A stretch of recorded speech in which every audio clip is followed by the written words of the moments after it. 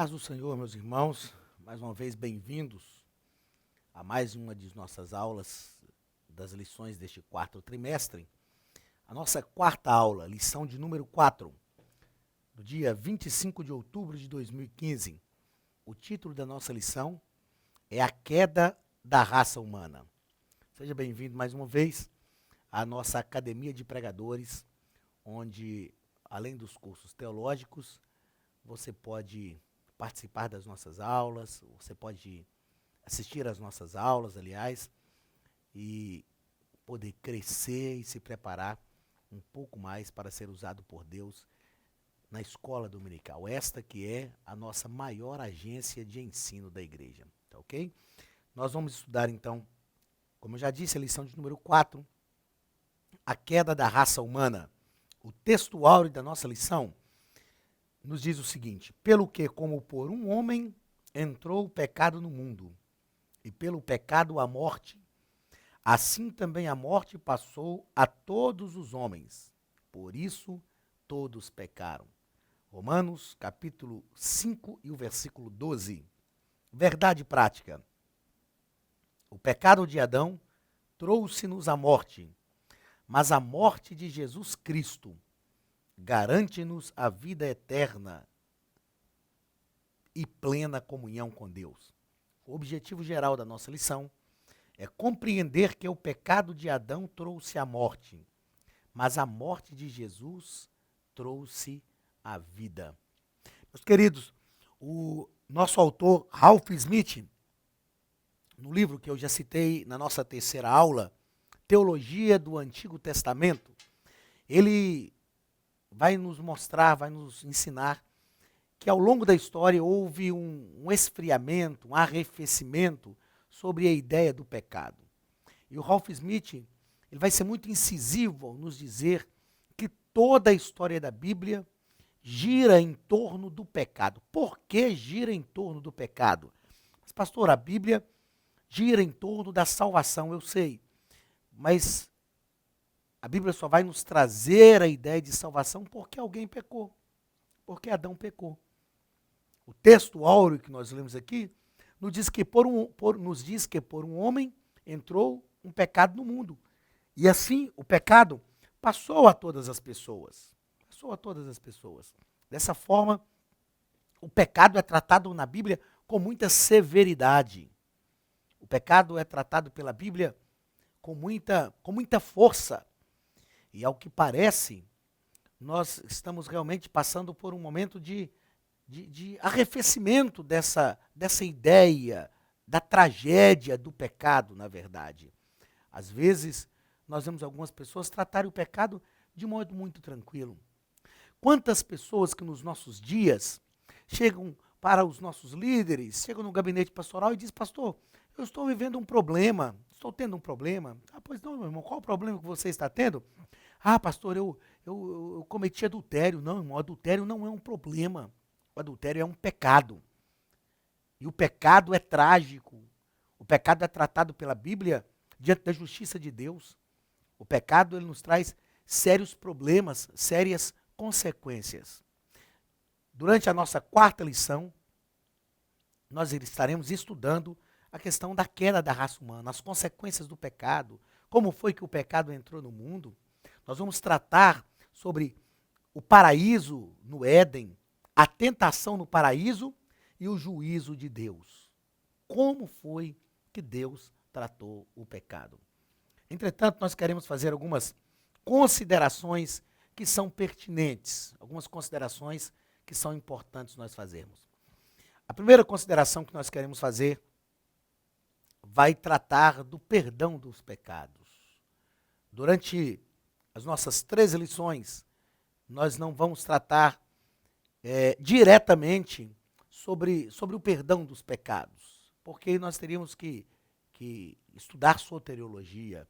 E como nós já falamos anteriormente, você, nosso aluno aqui da Academia de Pregadores, nos nossos cursos teológicos, você terá a oportunidade de estudar soteriologia, a doutrina da salvação, e perceber qual foi a ação de Deus para remir o ser humano do seu pecado, qual deve ser a ação do homem Qual a ação do Espírito Santo?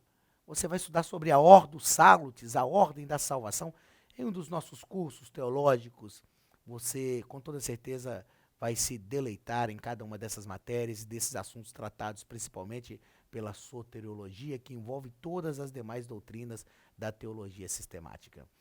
Entretanto, como nós não temos na nossa revista, durante o trimestre, nenhuma lição que vai tratar diretamente sobre o perdão dos pecados, eu acredito ser uma consideração, uma das considerações preliminares muito importantes que nós precisamos fazer a esta lição, principalmente para subsidiar nosso querido aluno, nosso querido professor, nosso aluno aqui da Academia de Pregadores, esses tratados, essas considerações pertinentes que nós faremos agora, que não estão na lição, com toda certeza vão te auxiliar e te subsidiar para o seu desenvolvimento, para o seu desempenho pedagógico diante da sua classe.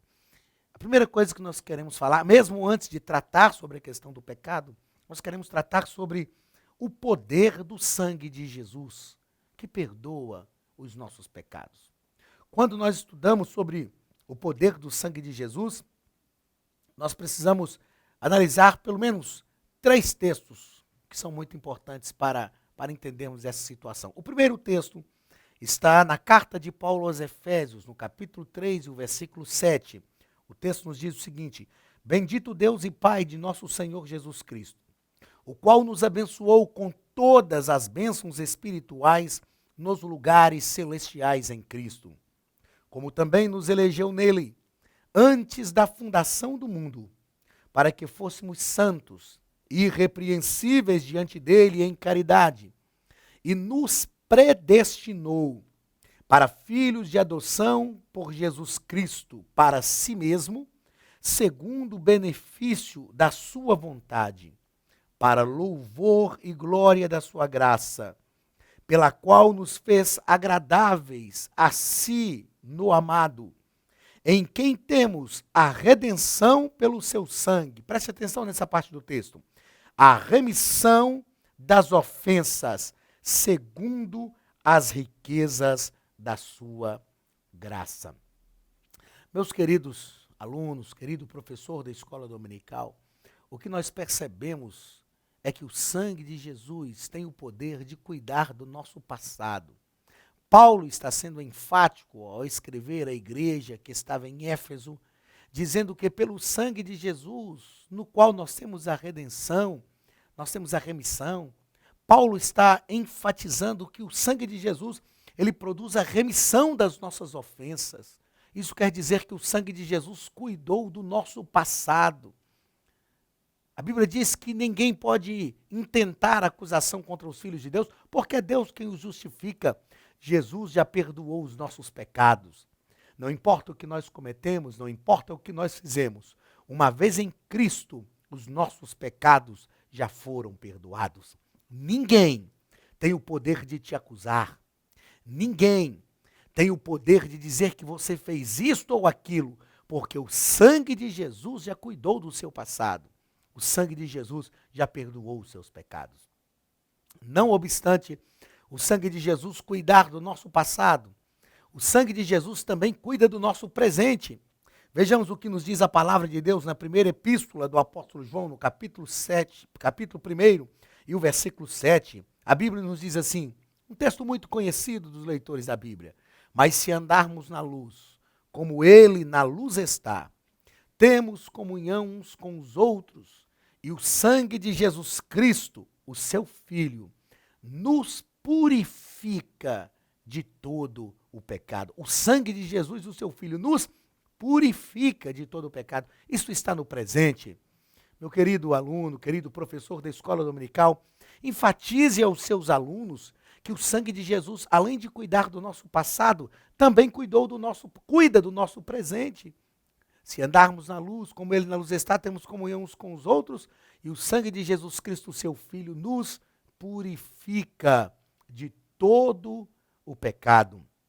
Isso quer dizer que, se nós pecarmos agora e nos arrependermos, o sangue de Jesus nos purifica. Se daqui a 5, 10 minutos nós falharmos, pecarmos e nos arrependermos, o sangue de Jesus nos purifica. Se daqui a meia hora ou mais nós pecarmos e nos arrependermos, o sangue de Jesus nos purifica. O efeito do sangue de Jesus ainda está sobre a nossa vida no presente. E talvez você pode me dizer, mas pastor, então isso me dá a permissão para pecar. O apóstolo João também nos escreve que aqueles que estão em Cristo não podem viver pecando, não vivem escravizados pelo pecado. O pecado é um erro de percurso, o pecado não pode ser premeditado, o pecado não pode ser voluntário. O pecado, ele vai ocorrer porque somos falíveis, somos humanos, mas o pecado não pode ser premeditado. Se nós falharmos, o sangue de Jesus cuida do nosso presente. O sangue de Jesus cuida do nosso passado, cuida do nosso presente. Mas vejamos o que nos diz a palavra de Deus na carta de Paulo aos Romanos, capítulo 5 e o versículo 9. A palavra de Deus nos diz o seguinte: logo muito mais agora, sendo justificados pelo seu sangue, seremos por ele salvos da ira. Preste atenção no verbo seremos, que está no futuro. A palavra de Deus nos garante, Paulo está nos afirmando, que se nós já fomos justificados pelo seu sangue, isso é o nosso passado, nós seremos por ele salvos da sua ira. O sangue de Jesus tem poder para nos livrar da ira futura de Deus. Quando a ira de Deus for derramada sobre a terra, eu e você, salvos em Cristo, já estaremos com ele. Não estaremos mais aqui, porque o sangue de Jesus cuidou do nosso passado, cuida do nosso presente, e o sangue de Jesus também prepara, já está cuidando do nosso futuro. Glórias a Jesus. Como é bom saber que através do sangue de Jesus nós temos o perdão. Como é bom saber que através do sangue de Jesus nós temos a purificação dos nossos pecados. E como é bom saber que através do sangue de Jesus nós somos justificados para sermos livres da sua ira. Somente aqueles que estão convictos da sua salvação têm essa certeza. Pergunte aos seus alunos, mostre para os seus alunos, meu querido professor, a importância dele estar convicto de que ele é salvo na pessoa bendita de Jesus Cristo, pois o sangue de Jesus cuidou do nosso passado, já nos perdoou, cuida do nosso presente, nos purifica, nos lava, nos limpa e cuida do nosso futuro, nos justifica para sermos salvos da sua ira. Algumas outras considerações são pertinentes a fazer antes de entrarmos no conteúdo propriamente dito desta lição. Outra consideração muito importante a fazermos está ligada à onipresença ou à onisciência de Deus. Perdão, está ligado à onisciência de Deus ou presciência de Deus. A minha pergunta para você, querido professor, querido aluno, é a seguinte: Deus já sabia que o homem pecaria? Deus já sabia que o ser humano pecaria? O ponto central da nossa lição nos diz o seguinte: o homem pecou, desobedecendo a Deus. Porém, o Senhor já havia providenciado um redentor. Espera aí, se o Senhor já havia providenciado um redentor, o Senhor sabia que o homem pecaria? Sim. Se nós afirmarmos que Deus foi pego de surpresa, que ele não sabia que o homem pecaria, nós estamos dando um checkmate na onisciência ou na presciência de Deus. Deus já sabia que o ser humano pecaria. Se Deus sabia que o homem pecaria, fica então uma pergunta: por que Deus o criou? Por que Deus criou o ser humano? Mesmo sabendo que o ser humano iria pecar. Por que Deus o fez? Outra pergunta então vem à nossa mente: Deus poderia ter impedido o homem de pecar?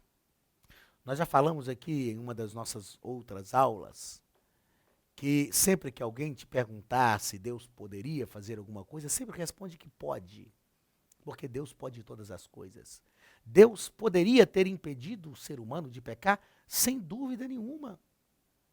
Como seria bom se Deus tivesse colocado em nós um antivírus contra o pecado. Permita-me usar essa linguagem da tecnologia. Um antivírus contra o pecado.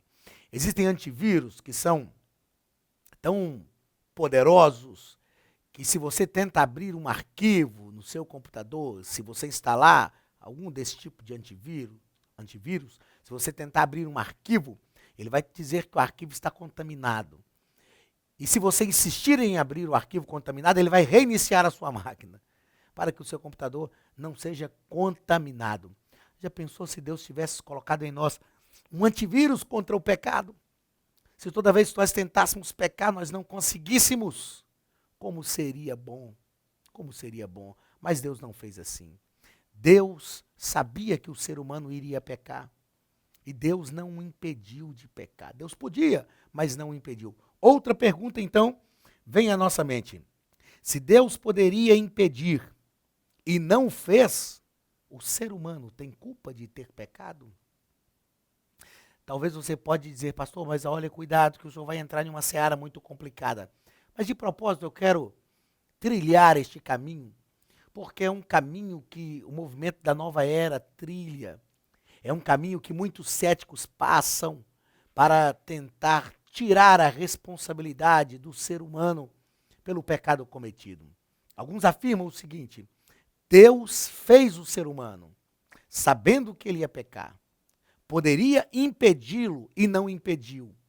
Se Deus sabia que o ser humano ia pecar e não o impediu de pecar, a culpa do pecado não é do homem, mas é do próprio Deus.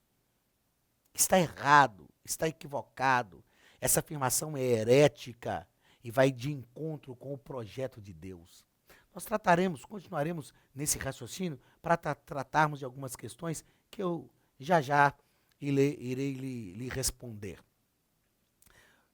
Pensemos em uma outra situação, uma outra consideração muito importante a fazermos também. Deus criou Adão perfeito? Deus criou Adão perfeito? Antes de pensarmos na criação de Adão, se Adão foi perfeito ou não, e aí eu quero trazer ao seu conhecimento, ao seu esclarecimento e à sua memória, para aqueles que já leram, já estudaram, já pesquisaram sobre isso, algumas linhas de pensamento em relação à criação do homem, se ele foi criado perfeito ou não. Permita-me responder-lhe sobre a questão abordada a partir do ponto central da lição, que Deus sabia que o ser humano ia pecar. Deus sabia. E Deus criou o ser humano, mesmo sabendo que ele iria pecar. Deus dotou o ser humano, entretanto, de todas as condições para não pecar. Era possível Adão não pecar. Ele estava num lugar propício à comunhão, como nós já falamos. Estava no Éden, o lugar de desfrutar da comunhão com Deus. Estava no paraíso, o lugar onde a presença de Deus era real. E ele tinha plenas condições para não pecar. Deus não dotou Adão, não colocou em Adão, não inseriu em Adão um antivírus, um chip contra o pecado. Porque Deus não queria uma subserviência. Deus não queria que Adão lhe adorasse, que Adão lhe servisse, se não fosse por vontade própria, se não fosse através do seu livre-arbítrio. Nós aprendemos com isso que o que Deus espera é que nós, de livre e espontânea vontade, o adoremos, estejamos diante dele. A salvação que nos alcançou através do sangue de Jesus, nos dá o poder para vencer o pecado. A graça especial de Deus nos dá o poder para vencer o pecado. Sem Jesus nós não conseguimos, não podemos vencer. Mas quando a salvação nos alcança, nós conseguimos dizer não ao pecado, porque o Espírito Santo nos fortalece para isso. Ele nos fortalece para isso. Adão estava num ambiente propício. Adão estava num ambiente favorável e voluntariamente ele preferiu pecar. Deus não obrigou Adão a adorá-lo. Deus não colocou um antivírus do pecado em Adão, porque Deus não queria manipular Adão como uma marionete. Deus não queria que Adão e Eva se prostrassem diante dele, porque não tinham opções. O que Deus queria é que aquela comunhão, como nós já falamos aqui, aquela comunhão, tratamos desse assunto da comunhão numa outra lição. Deus criou o ser humano para a comunhão.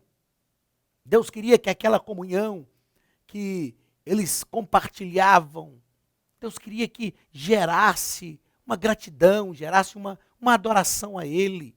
Adão não entendeu isso.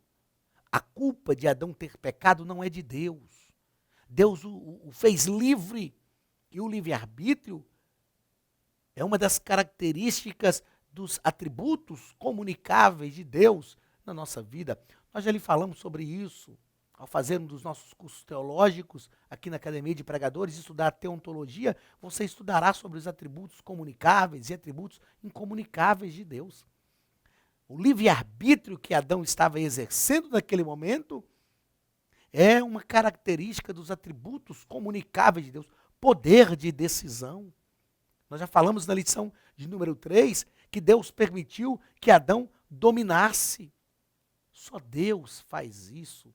Quando nós estudamos a mitologia grega, nós aprendemos que os deuses, que não são deuses verdadeiramente, os deuses do panteão grego, são deuses que obrigam os seres humanos a oferecerem sacrifícios, são deuses irados, e o ser humano tem que oferecer sacrifício para aplacar a sua ira. O nosso Deus não. O nosso Deus é um Deus de liberdade.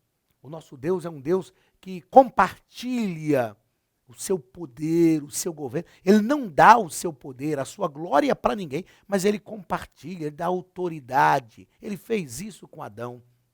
Então, a culpa de Adão ter pecado não é de Deus, mas é do próprio Adão. Deus sabia que ele ia pecar, mas a presciência de Deus, entenda isso é teológico, a presciência de Deus não é um ato da soberania de Deus, é um ato do seu atributo de conhecer todas as coisas antes que estas coisas aconteçam. Saber que vai acontecer não quer dizer que Deus está determinando. Permitir que aconteça não quer dizer que Deus está determinando o que aconteça. O Senhor disse ao homem e à mulher, olha, vocês poderão comer de todas as árvores do jardim. Só há uma que vocês não poderão comer, a árvore do conhecimento do bem e do mal. A ordem de Deus era uma ordem simples para uma punição muito severa. O Senhor não deixou dúvida. Ele disse a Adão e Eva, no dia que vocês comerem do fruto, vocês irão morrer. Se Deus tivesse dito a Adão, pense comigo, se Deus tivesse dito a Adão, olha Adão, você não pode comer de nenhuma árvore do jardim, exceto da árvore do conhecimento do bem e do mal. Eu diria a Deus, permita-me usar uma linguagem bem comum para você entender. Eu diria a Deus, não Senhor, o Senhor está de brincadeira comigo. Com todas essas árvores frutíferas e eu só posso comer de uma. Mas a ordem de Deus era justamente ao contrário disso. Era uma ordem muito simples, para uma punição muito severa. Por que Adão não podia deixar de comer somente daquela árvore? Por que que ele escolheu desobedecer a Deus, obstinou-se contra Deus, rebeliou-se contra Deus? E aí nos vem esses hereges da pós-modernidade dizer que a culpa é de Deus, porque Deus tinha poder para impedir Adão de pecar e não impediu? Não, senhores. O nosso Deus, ele tem o controle e o domínio de todas as coisas. Pela sua presciência, ele já sabia o que iria acontecer e já tinha providenciado um plano de salvação para o ser humano, mas ele deu o livre-arbítrio para o ser humano e ele não iria cercear. Aprendamos uma coisa sobre o livre-arbítrio.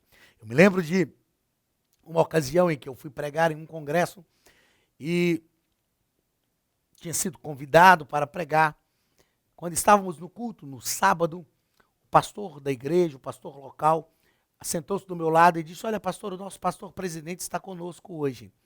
E nem sempre ele pode estar com a gente, tem algum problema se ele pregar? Eu falei, meu irmão, de jeito nenhum, ele é o meu pastor presidente aqui hoje também. Eles então chegaram para o pastor presidente e disseram, pastor, o senhor nem sempre está conosco, hoje o pastor Anderson está aí para pregar, mas hoje nós queremos ouvi-lo. E então aquele pastor presidente, ele pediu que lhe trouxessem a programação da festa. Eu achei esse fato muito interessante, me lembrei agora, eu acho que vale a pena de forma pedagógica para o aprendizado.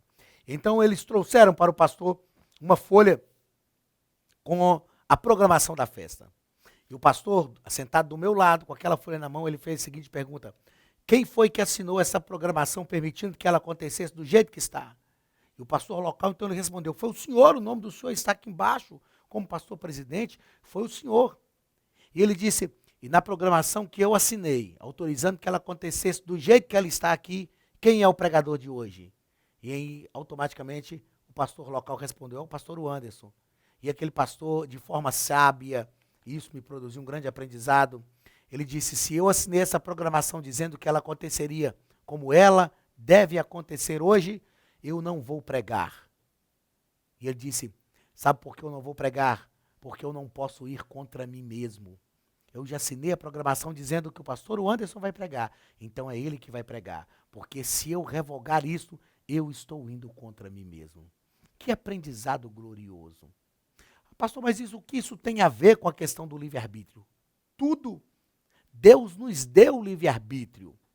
E mesmo pela sua presciência, repito, e a presciência não é um ato decretivo de Deus. A presciência é o seu atributo que o faz conhecer tudo antes que qualquer coisa aconteça.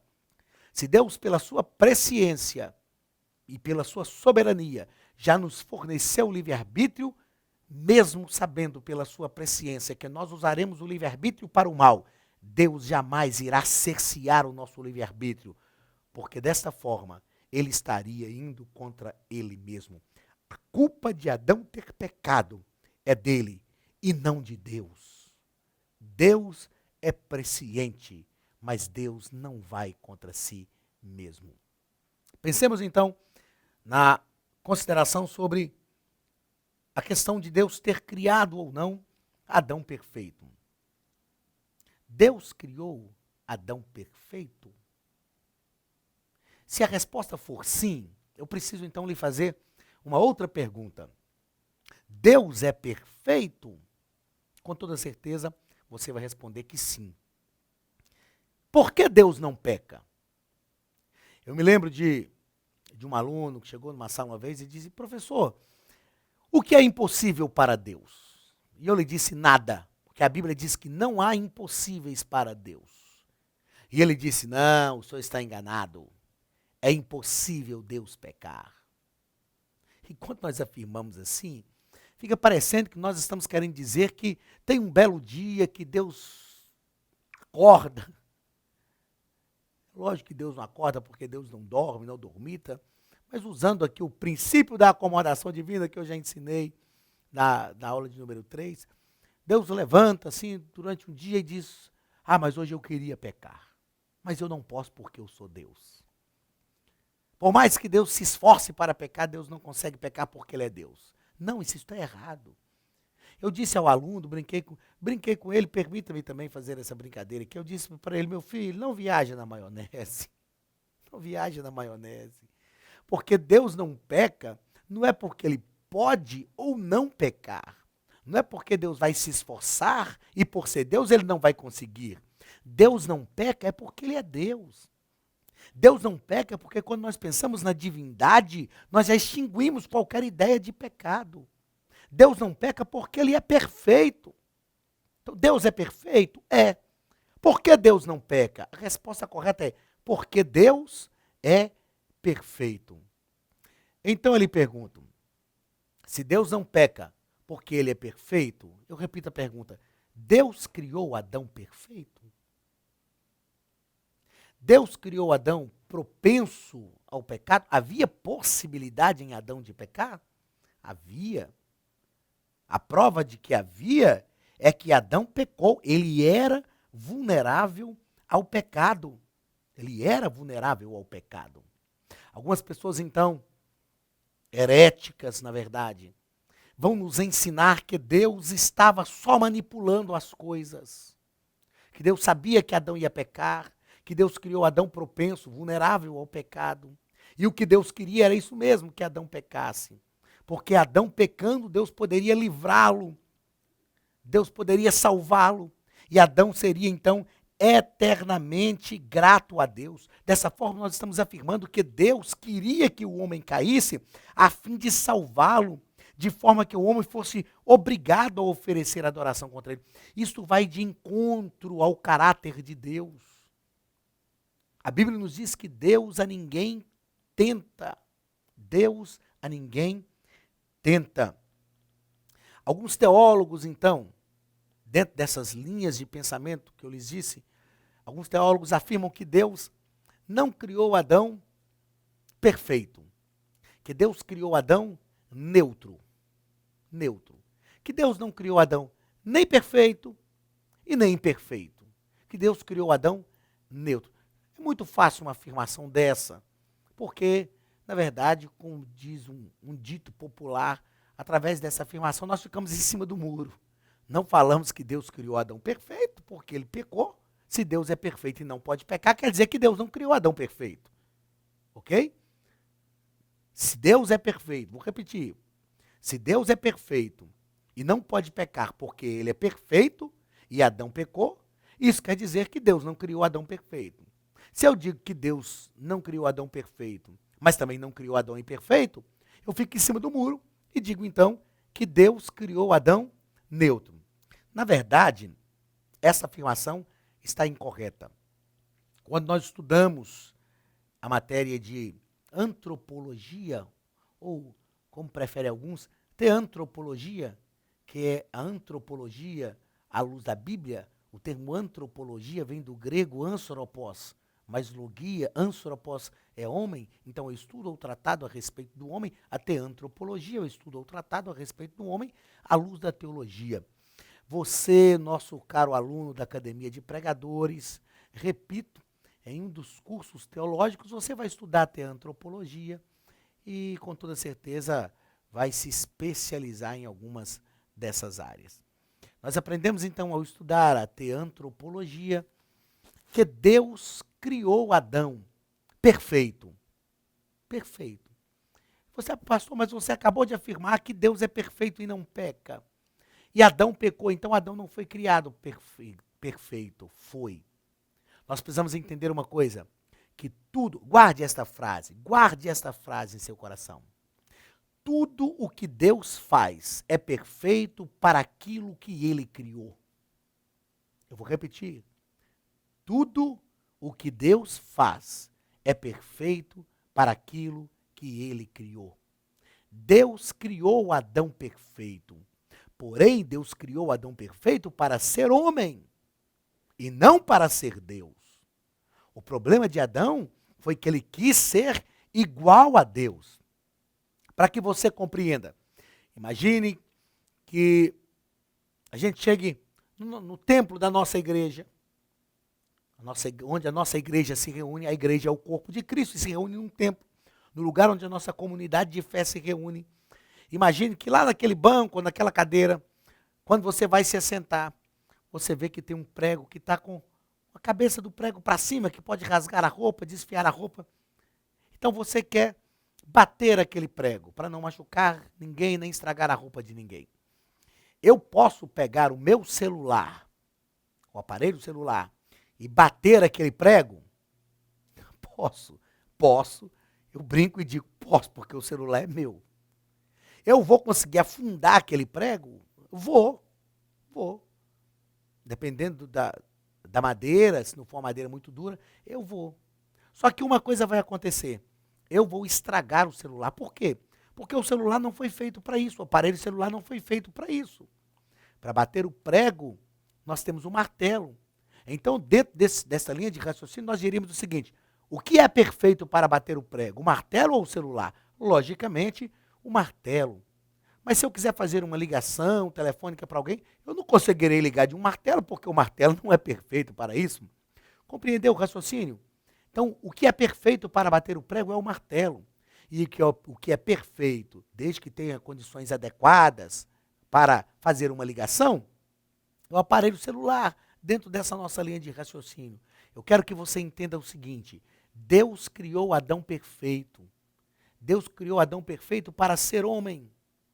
O problema de Adão é que Adão quis ser Deus. Adão quis ir além daquilo que Deus o criou para ser. Todas as vezes que nós tentarmos ir além dos limites de Deus, nós pecaremos contra Deus. O pecado de Adão foi justamente uma tentativa. Ele acreditou que poderia ir além dos limites estabelecidos por Deus. E ele quebrou esses limites, ultrapassou esses limites e não pôde subsistir. Porque nós só subsistiremos, nós só permaneceremos se respeitarmos os limites que o Senhor nos propôs. Que este seja um aprendizado, meu querido, para toda a nossa vida. Que este seja um aprendizado que discipline a nossa vida. Que nós desenvolvamos a nossa comunhão com Deus e respeitemos os limites de Deus para a nossa vida. Jamais, não se esqueça, jamais ultrapasse os limites de Deus. Outros homens, como Saul, ultrapassaram o limite de Deus. E toda vez que o ser humano ultrapassa o limite de Deus, ele está próximo da sua derrocada. Deus criou Adão perfeito para ser homem, para ser Deus. Deus é presciente, como nós já falamos. Deus vê o plano completo, o início e o fim de todas as coisas. Adão era perfeito para ser homem e não para ser Deus. Como Deus não é apanhado de surpresa, Deus então já tinha na eternidade um projeto reservado para resgatar o ser humano. Permita-me fazer ainda a quarta consideração importante dentro da nossa visão, antes mesmo de entrarmos no conteúdo propriamente dito da lição. Talvez você pode falar, mas pastor, você está fazendo muitas considerações antes do conteúdo propriamente dito. Este é o propósito da Academia de Pregadores, meu querido. Te subsidiar, te dar condições, te dar instrumentos pedagógicos e bíblico-teológicos, sobretudo, para preparar a sua aula, para ministrar a sua aula à frente da classe.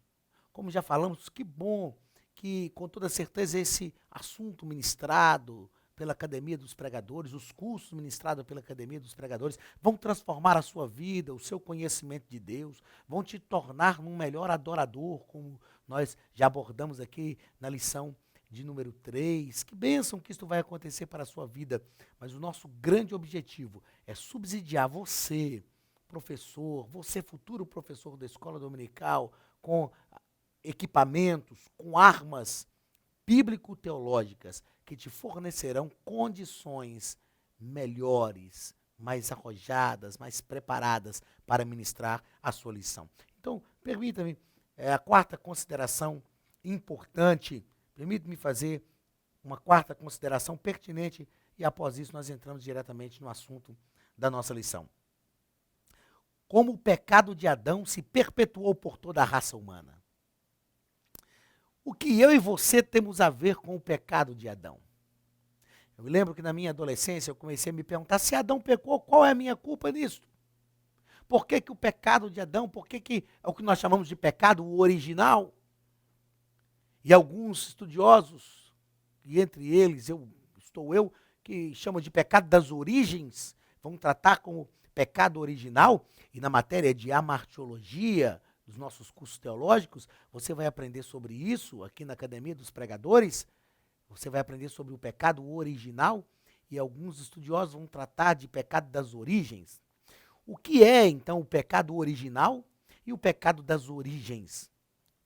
Só a título de conhecimento, de informação teológica, alguns teólogos tratam como o pecado original o pecado de Lúcifer, que originou todo o pecado, originou a existência do mal, que nós trataremos disso também na nossa quinta lição. Nós trataremos sobre o surgimento do mal, a existência do mal. Não perca a nossa quinta aula na semana que vem. Nós trataremos sobre o surgimento do pecado, um dos grandes calcanhar de Aquiles para a teologia, o surgimento do mal. Deus criou o mal, quem criou o mal, como foi que o mal surgiu. Nós trataremos deste assunto. Entretanto, como íamos dizendo, o pecado original é tratado por alguns teólogos, e tenha isso somente como informação pedagógica, teológica. O pecado original é chamado por alguns teólogos como o pecado de Lúcifer, que deu origem a todos os demais pecados. O pecado de Adão, que se perpetuou por toda a raça humana, é tratado por alguns teólogos de forma pedagógica como o pecado das origens. Então a minha pergunta é, como o pecado de Adão perpetuou-se por toda a raça humana, o pecado das origens, que nós chamamos. O que eu tenho a ver com o pecado de Adão? Na verdade, mais uma vez eu quero citar o livro Teologia do Antigo Testamento, do autor Ralph Smith, e ele vai nos ensinar, ele vai nos mostrar que não há uma explicação teológica, lógica, de como esse pecado foi perpetuando-se na vida da raça humana. O salmista Davi, no Salmo de número 51, ele chegou a afirmar: eis que em iniquidade fui formado, e em pecado me concebeu a minha mãe. Por favor, meu querido aluno, meu querido professor de escola dominical, não entre na onda de alguns pregadores que eu já vi dizer que Davi era filho bastardo, que Davi era filho de Jessé com outra esposa. Não, por favor, não cometa esse suicídio teológico, tá bom? Quando Davi diz que em iniquidade fui gerado e em pecado me concebeu a minha mãe, Davi está falando justamente deste pecado que se perpetuou pela vida da raça humana. O Ralph Smith, então, vai nos ensinar que não há uma explicação lógica e nem teológica ordenada para isso. O que ele vai nos dizer, e eu achei muito propício, e por isso eu aproveitei este momento da lição para lhe trazer essa informação teológica, eu achei muito próprio muito própria essa argumentação do Ralph Smith. Ele nos ensina o seguinte, que a partir do momento que Adão pecou, todos os seus atos passaram a ser atos permeados pelo pecado. Atos direcionados agora por essa natureza pecaminosa. A terra, nós sabemos lá em Gênesis que Deus puniu também a terra. Deus disse que a terra daria espinhos, cardos, abrolhos, por causa do pecado de Adão. A natureza, Paulo diz em Romanos, que toda a natureza geme como se estivesse com dores de parto, aguardando a redenção. Então, toda a natureza criada por Deus foi contaminada pelo pecado. Pastor, mas por que toda a natureza foi contaminada pelo pecado? Porque Deus criou a natureza para o homem. Nós falamos isso aqui na aula de número 2, que Deus criou todas as coisas pensando no ser humano. Se Deus criou a natureza para o homem, se o homem também foi criado do pó da terra, ao pecar, o pecado também foi transferido para toda essa natureza criada, e ela foi degradada, e Paulo diz que ela geme como se estivesse com dores de parto, aguardando a redenção, e ele diz, e nós também gememos. Então Deus vai redimir, escatologicamente falando, ele vai redimir plenamente, não só os nossos corpos, como nós já afirmamos aqui na aula de número 2, que Paulo nos diz em 1 Coríntios capítulo 15, que convém que isso que é corruptível se revista da incorruptibilidade, os nossos corpos serão transformados, mas a natureza também será restaurada. O projeto salvífico de Deus é um projeto pleno, porque Deus tem plenitude para todos nós. Deus tem plenitude para a tua vida, Deus tem plenitude para a tua família, Deus tem plenitude para a tua casa, Deus tem plenitude para os teus projetos. O perdão de Deus envolve todas as áreas da nossa vida, o perdão de Deus é pleno, por isso o homem será plenamente restaurado, através da transformação dos corpos mortais em corpos incorruptíveis e espirituais, e a natureza será também plenamente restaurada, aleluia. Deus vai restaurar todas as coisas. Se o homem pecou, o seu pecado foi transferido para a natureza criada. E a partir desse momento, todos os atos deste homem são permeados, são direcionados por essa natureza pecaminosa. Desta forma, todas as pessoas que nasceram posteriores ao pecado de Adão e as pessoas que nasceram neste mundo em que iniciou-se o pecado através de Adão lá no Éden, são pessoas que nasceram envoltas pelo pecado. E aí sim o salmista diz: em iniquidade fui gerado, e em pecado me concebeu a minha mãe. Como então o pecado de Adão chegou a toda a geração da raça humana? Esse pecado que nós chamamos de pecado original, e como eu disse, alguns teólogos chamam de pecado das origens. O mundo passou a ser contaminado pelo pecado, porque a partir do momento que Adão pecou, todos os seus atos são direcionados pela natureza pecaminosa, e o pecado então chegou até nós.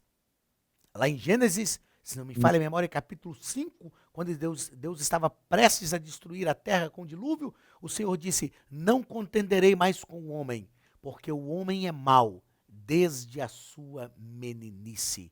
Mas glórias ao nome do Senhor Jesus, que Jesus Cristo veio para nos livrar do poder do pecado.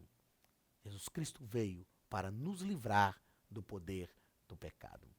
Muito bem, meus queridos, feitas estas considerações preliminares, passemos então de forma rápida, porque essas considerações já serviram para te subsidiar ao ministrar a lição. Passemos, entretanto, aos assuntos tratados, abordados pelo nosso comentarista na nossa lição. No nosso primeiro ponto, o comentarista vai falar sobre o paraíso no Éden. O paraíso no Éden. O próprio Deus plantou um jardim no Éden. E na lição de número 4, nós falamos, na lição de número 3, na lição de número 3, nós falamos que o Éden era o lugar da convivência, era o lugar onde Adão e Eva absorveriam, aprenderiam, trariam princípios de Deus para a sua vida, para então povoar toda a terra. O propósito de Deus era que o ser humano povoasse essa terra e esse relacionamento dele com o homem no Éden daria esses princípios divinos para a sua vida. A localização do Éden estava num dos lugares, ou a provável localização do Éden, que seria hoje na região do Iraque, estava num dos lugares mais ricos da terra. Nós sabemos que a região do Iraque, a região do Irã, que é a antiga região da Mesopotâmia, Mesopotâmia quer dizer entre rios, entre o rio Tigres e o rio Eufrates, que são rios citados como rios que delimitavam o Éden, é uma região riquíssima em minerais, riquíssima em petróleo, e foi ali que Deus então plantou o jardim. O primeiro parágrafo do primeiro ponto vai falar sobre cultivar a terra. Cultivar a terra. Ao ordenar o homem que cultivasse a terra, Deus estava lhe dando oportunidades para trabalhar as riquezas minerais da terra e também trabalhar as riquezas naturais da terra, os vegetais, as plantas que ali estavam. O segundo parágrafo deste primeiro ponto nos fala sobre guardar o Éden. Guardar o Éden. Deus deu a Adão a ordem para guardar o Éden. E uma das coisas que nós entendemos é que quem era Adão para guardar o Éden? Seria possível para o ser humano proteger aquele lugar? E nós afirmamos que sim, porque a fidelidade dele com Deus o capacitaria para guardar o jardim. Nós aprendemos, meus queridos, que a fidelidade a Deus nos torna capazes de guardar o seu jardim. Permita-me lhe dizer que, se nós formos fiéis a Deus, nós teremos condição de guardar o lugar do segredo, o lugar da convivência, o lugar da adoração a Deus, somente sendo fiéis a Ele. Sabe por que muitas pessoas experimentam de grande comunhão com Deus, de grandes momentos na vida espiritual, e depois não conseguem mais experimentar esses momentos? Porque perdem a comunhão. E a comunhão com Deus é que nos capacita a guardar o jardim. A comunhão com Deus nos capacita a guardar o lugar da adoração, o lugar do encontro com Deus. Preze pela sua comunhão, desenvolva a sua comunhão, lute por ela, para que o Espírito Santo possa estar na sua vida e a cada dia você possa desfrutar mais e mais do lugar do encontro com Deus. Muito bem, meus queridos. Deus, ao dizer para Adão que cuidasse do jardim, estava compartilhando responsabilidades com ele. Compartilhando responsabilidades. Eu creio que você já notou que Deus tem prazer em compartilhar coisas com o ser humano. Lá em Mateus, no capítulo 16, o versículo 19, quando Jesus Cristo estava conversando com os seus discípulos, e ele pergunta para os discípulos, o que dizem os homens a respeito do Filho do Homem? E os discípulos respondem ao Senhor Jesus, dizendo, uns dizem que Elias, que é Jeremias, João Batista ou alguns dos profetas. E Jesus faz a pergunta. A primeira pergunta era só uma pergunta introdutória, mas Jesus faz a pergunta que importava. E vós, quem dizeis que eu sou? A Bíblia diz que Pedro, tomado por uma revelação direta de Deus, diz, tu és o Cristo, o Filho do Deus vivo. E Jesus então lhe assevera, afirmando, bem-aventurado és tu, Simão Barjonas, porque não foi carne e sangue que tu revelaram, mas o meu Pai que está no céu. Pois eu te digo que tu és Pedro, e sobre esta pedra edificarei a minha igreja, e as portas do inferno não prevalecerão contra ela. E o Senhor vai, naquele diálogo com Pedro, no versículo 19, lhe dizer o seguinte, nas tuas mãos eu ponho a chave do reino dos céus. O que ligares na terra terá sido ligado no céu, e o que desligares na terra terá sido desligado no céu. Deus está colocando nas mãos de Pedro a responsabilidade por gerenciar o reino dos céus na terra. Que coisa linda Deus está fazendo. Que coisa linda Jesus está fazendo.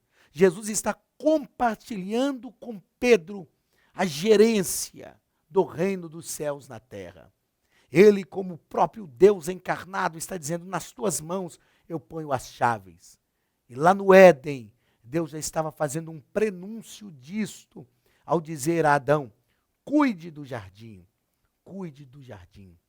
Como é bom quando nós compartilhamos as coisas de Deus e somos fiéis aos seus propósitos. Como é bom quando, como Pedro, nós recebemos a revelação do Cristo, Filho do Deus vivo, e após receber essa revelação, nós podemos ouvir o Senhor dizendo, então eu vou compartilhar coisas espirituais com você, eu vou compartilhar com você coisas do reino de Deus, do reino dos céus na terra. Que o Espírito Santo nos ajude a ser responsáveis, que o Espírito Santo possa mover na sua alma, no seu coração, a responsabilidade pelo seu ministério, a responsabilidade pela sua família, a responsabilidade pela tua própria vida, a responsabilidade com o teu testemunho, porque Deus está compartilhando isso com você e Ele confia e acredita que você será fiel a Ele e glorificará o seu nome nesta terra. Deus então compartilhou com Adão o guardar o Éden. O segundo parágrafo, ou o segundo ponto da nossa lição, o nosso comentarista vai falar sobre a tentação no paraíso.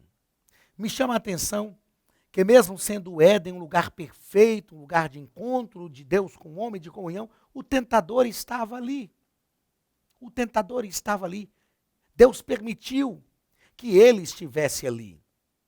E nós podemos de repente perguntar, mas Deus não sabia que o tentador iria quebrar a sua comunhão com o homem? Lembra da metáfora que eu te contei na lição de número 3, falando sobre o relacionamento com a esposa, ou prender em prisão domiciliar? Pois é, Deus não tem medo.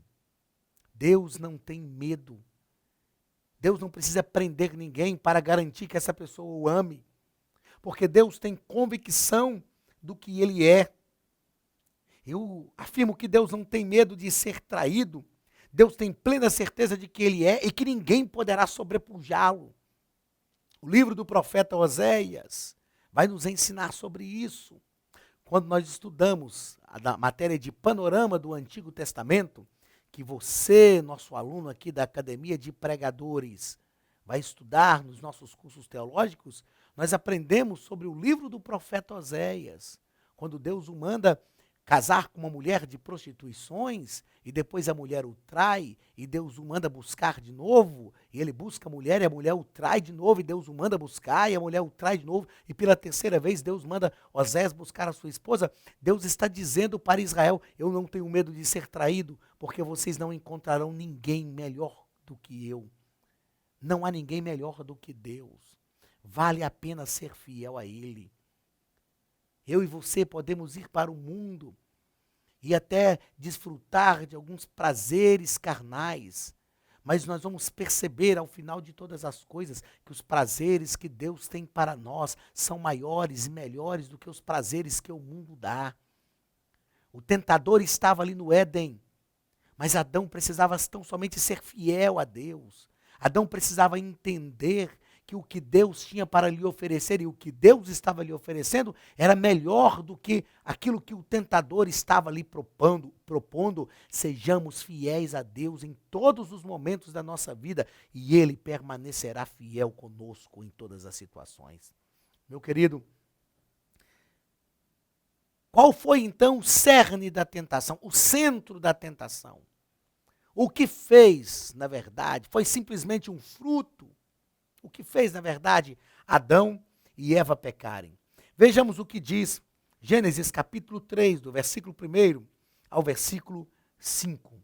O texto bíblico nos afirma o seguinte: ora, a serpente era mais astuta que todas as alimárias do campo que o Senhor tinha feito.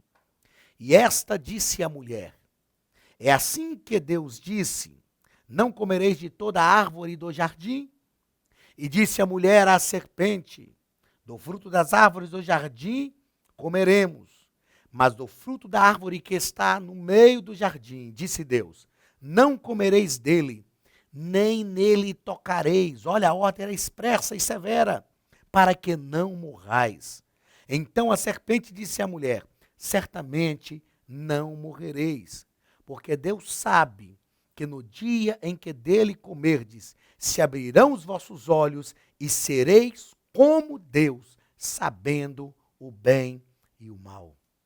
Meus queridos, eu acredito que quando essas palavras chegaram aos ouvidos de Eva, vocês serão como Deus. Aquilo a animou sobremaneira. Eu imagino, humanamente falando, eu imagino que Eva contemplava a grandeza de Deus, a beleza de Deus, contemplava o poderio de Deus, ao descer no jardim todos os dias, a viração, à tarde, Deus estava ali. E quando a serpente disse, vocês têm a possibilidade de ser como Deus, isto aguçou a curiosidade de Eva. Qual foi então o cerne da tentação? Satanás pecou contra Deus, Lúcifer pecou contra Deus e Deus o expulsou porque ele quis colocar sua morada junto ao trono do Altíssimo. E Deus o expulsou da sua glória, o expulsou dos céus. E ele agora vem tentar o homem com o mesmo sentimento que ele gerou no seu coração, com o mesmo sentimento gerado por ele. Ele diz, é possível ser igual a Deus. E este é o cerne, é o centro da tentação. Isto fez com que Adão e Eva pecassem contra Deus. E a minha pergunta, meus queridos, é a seguinte: algum dia seremos iguais a Deus? Algum dia seremos como Deus? Jamais seremos como Deus. Porque a ideia de Deus é que Deus é um ser superior a nós e digno da nossa adoração. Em momento algum, nós seremos como Deus. O dia que nós fôssemos, se por acaso nós algum dia fôssemos como Deus, Deus deixaria de ser Deus. A grande beleza de Deus é que Ele é infinito. E quando estivermos com Ele na sua glória, nós o conheceremos. Ele se revelará a nós por toda a eternidade e nós ainda assim não o conheceremos plenamente. A Bíblia nos afirma não que nós seremos como Deus, mas que nós seremos semelhantes a Ele. Vejamos o que nos diz o apóstolo João na sua primeira epístola, no capítulo 3 e o versículo 2. Amados, agora somos filhos de Deus, e ainda não é manifesto o que havemos de ser, mas sabemos que, quando Ele se manifestar, seremos semelhantes, seremos, eu vou repetir, seremos semelhantes a Ele, porque assim como o veremos. Não se entristeça porque jamais seremos iguais a Deus, porque nós não fomos criados para ser Deus, nós não temos essência divina em nós, nós fomos criados à imagem e semelhança de Deus. E o que João está nos afirmando é que nós não temos hoje essa imagem e semelhança plena. O pecado deturpou a imagem e semelhança de Deus no ser humano. O pecado não tirou, não extinguiu, não solapou a imagem e semelhança de Deus no homem. O ser humano ainda tem a imagem e semelhança de Deus, mas ela está corrompida, ela está deturpada pelo pecado. Na verdade, a ação do Espírito Santo hoje na nossa vida é uma ação que visa restaurar a imagem e semelhança de Deus em nós. A Bíblia nos afirma que a vereda do justo é como a luz da aurora, que vai brilhando mais e mais até ser dia perfeito. Que o Espírito Santo hoje atue na tua vida, a fim de restaurar a imagem e semelhança de Deus.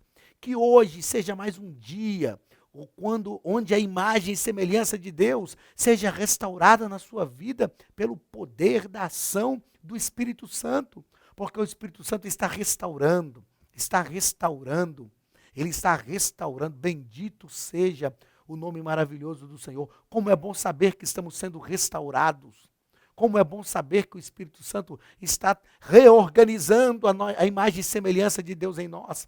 Como é bom saber que o Espírito Santo está reorganizando a nossa humanidade. Nós trataremos disso, meus queridos. Nós já temos um projeto de um curso teológico aqui na Academia de Pregadores, onde nós trataremos sobre a espiritualidade cristã. O que é ser espiritual? É ser cada vez mais humano.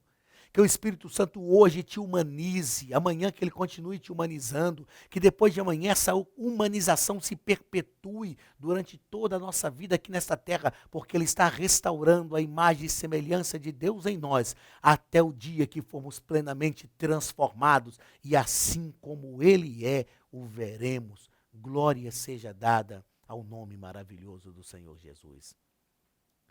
Através de Adão, a imagem e semelhança de Deus foi deturpada em toda a humanidade, mas através de Cristo, o Espírito Santo está agindo na nossa vida para transformar a imagem, para restaurar a imagem e semelhança de Deus em nós. O que Satanás fez no Éden, o que gerou o pecado, a tentação, o mecanismo, o meio, a maneira, o modus operandi de Satanás é o mesmo. O que ele fez no Éden foi colocar em dúvida a palavra de Deus. Ele disse a Eva: Deus sabe que no dia que vocês comerem, vocês não morrerão. Deus está tentando enganar vocês. Deus sabe que vocês serão iguais a ele. E por isso ele proibiu vocês de comer. O primeiro Adão, lá no Éden, foi enganado e pecou. Mas a Bíblia nos diz, Paulo chama Jesus de segundo Adão. E a tentação de Jesus no deserto foi por esses mesmos parâmetros.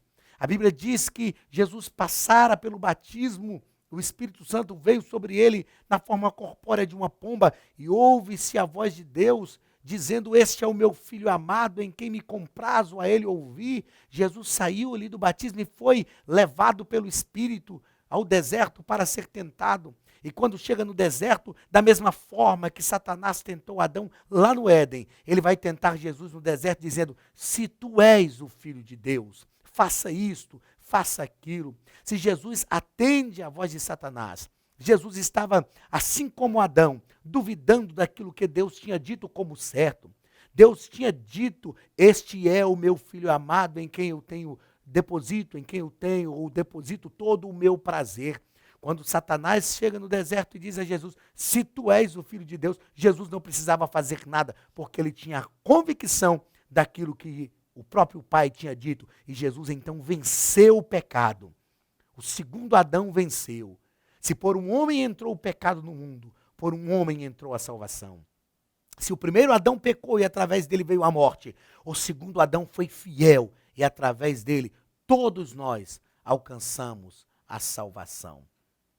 O agente ativo na tentação. O nosso comentarista vai falar sobre Satanás, a serpente, o agente ativo na tentação. E me chamou a atenção que o nosso comentarista deixou muito claro que Eva estava dialogando, havia um diálogo, não me pergunte como era esse diálogo, mas havia uma comunicação entre Eva e a serpente. E me chama a atenção que Eva estava conversando com o inimigo de Deus. Com o inimigo de Deus. Eva estava dando oportunidades ao inimigo de Deus. O pecado cometido por Adão e Eva não foi apostasia.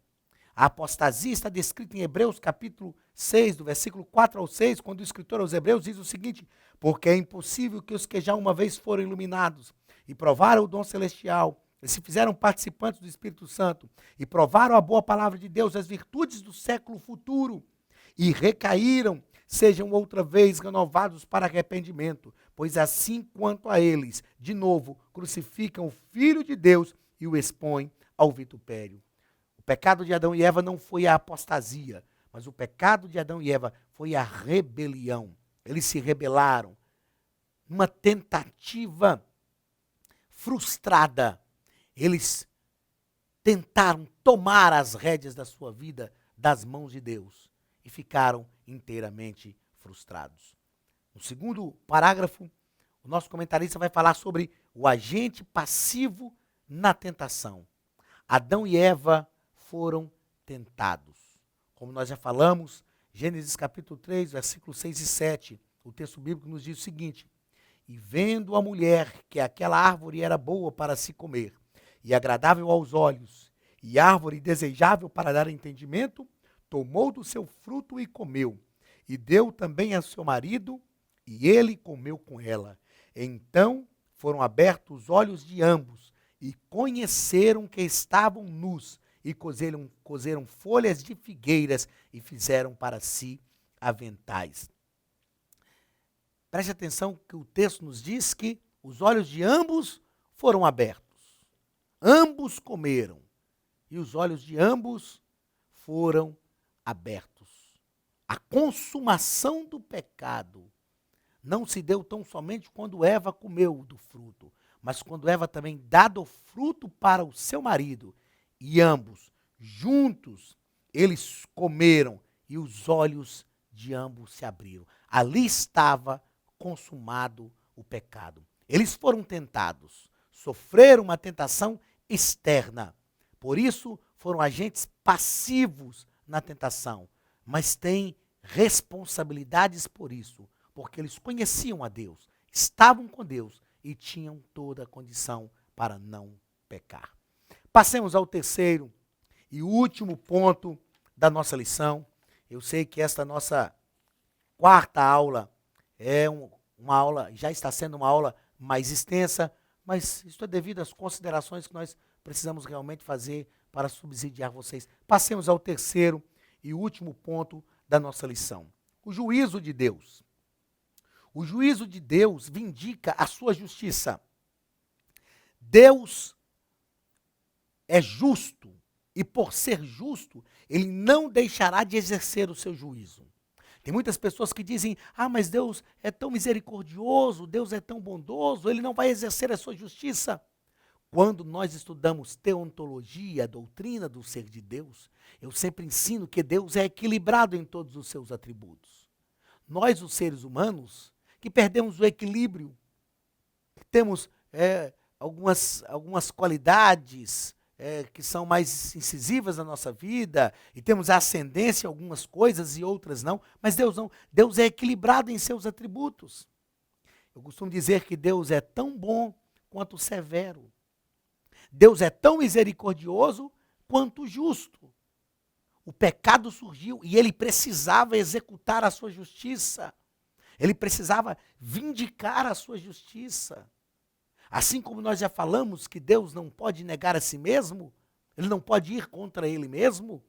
Ele disse ao homem e à mulher que se eles comessem do fruto, eles morreriam, então agora eles sofreriam a justiça de Deus, porque Deus não ia voltar atrás. Deus não ia contra aquilo que ele mesmo tinha dito como certo. Então Deus derrama a sua justiça, primeiro sobre a serpente, que vai rastejar e comer o pó da terra, ou seja, será eternamente humilhada.